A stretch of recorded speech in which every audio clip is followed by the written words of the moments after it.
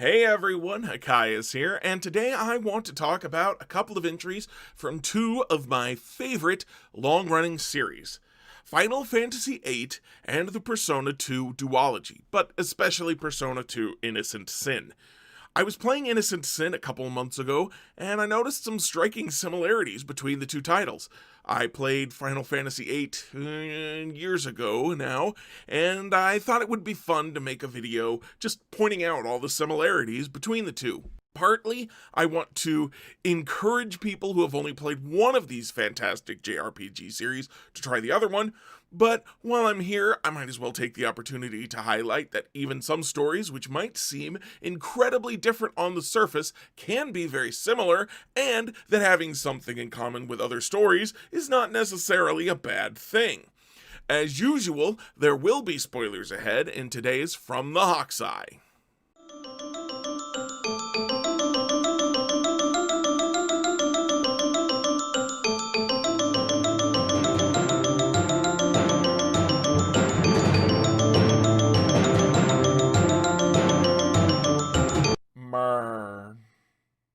Is this the first time you've ever talked to a demon? Bloop.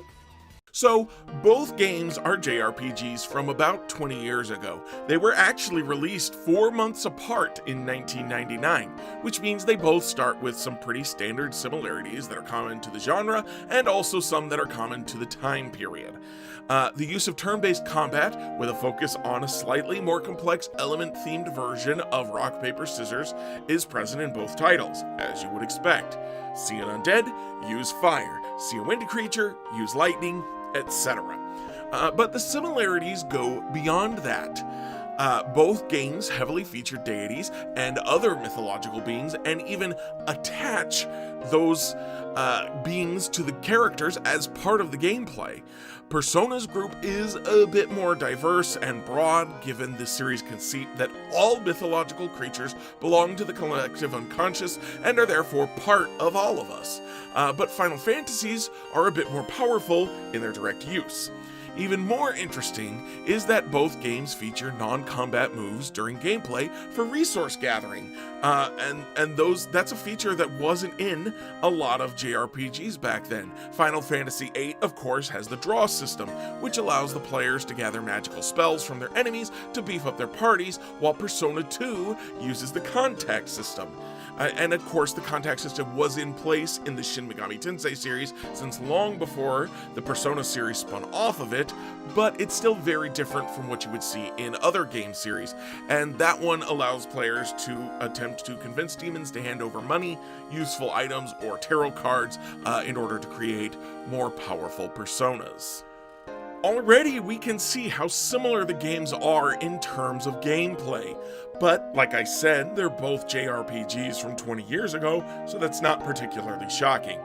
Where the resemblance really gets interesting is in their respective stories.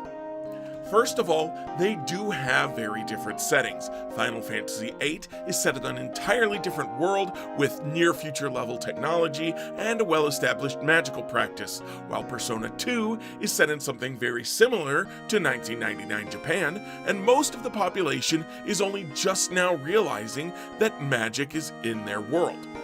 Even so, there are some startling similarities between the two stories. The biggest of these, and what originally inspired me to write this video in the first place, is that both games heavily feature lost memories among their player characters in their stories. Final Fantasy VIII reveals that the use of the GFs, its version of the mythological beings, causes memory loss in the users.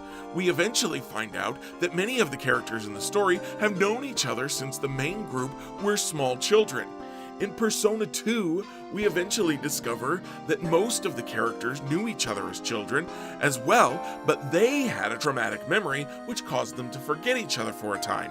Even in Eternal Punishment, the second game in the duology, lost and returning memories are a driving factor in the plot. Just sharing that plot point alone would be enough to be fascinating, but maybe not enough to justify a video. Fortunately, there's more. Both games feature a cast of teenagers/young adults who are forced to work to save the world because the older, more experienced adults are powerless and/or have been duped into working for the enemy. They also both feature an initial villain who should be an ally, and in fact is an ally later in the game, who is being manipulated by the true threat.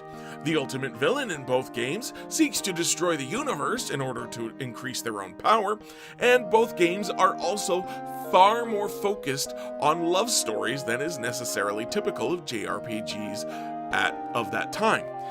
In Final Fantasy VIII, the villain's plot is occasionally sidelined entirely to focus on the budding romance between Squall and Rinoa. In Persona 2, the narrative seems to always spend at least a little bit of time dropping hints about the potential relationship between the player's avatar and his 3 potential romantic partners, before ultimately forcing the player to make a choice late in the game, which even alters the gameplay to a degree.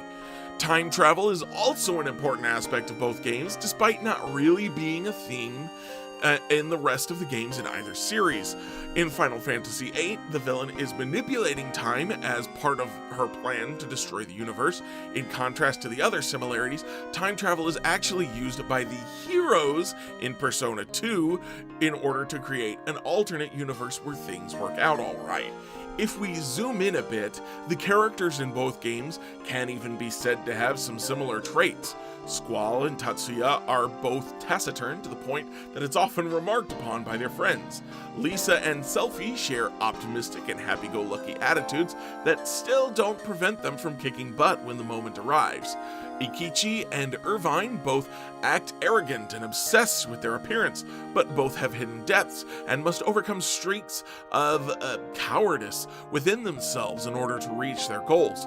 Quistis and Maya are both a bit older than everyone they work with and have a sort of motherly attitude towards the rest of the party, despite also crushing on the protagonist. Even Yuki and Zell share an attitude of flashy competence without getting much in the way of character development, and I've already mentioned the similarities shared by Jun and Adia, as both characters would prefer to help the heroes, but they've been manipulated by villains into hurting them instead. Despite the very dissimilar settings, it's easy to feel a lot of the same feelings while playing these two games due to the connections between the worlds and the characters, both large and small. Some of this is due to the fact that these games do fit neatly into the, frankly, ancient storytelling mold of teenage wish fulfillment, which includes finding love, power, and purpose immediately and easily upon achieving the cusp of adulthood. They're also products of creative teams that strive to make amazing games. So if you've only ever played one of them, I hope you'll give the other a chance. And if you've played either or both of these games, I would love to hear from you about your experiences in the comments down below.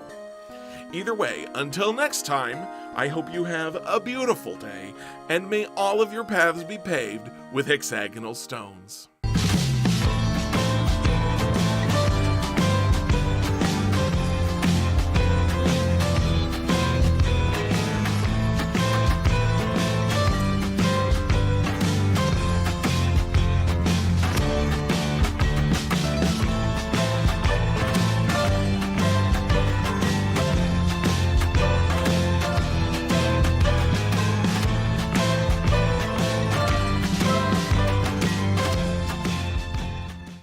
Oh God, your face!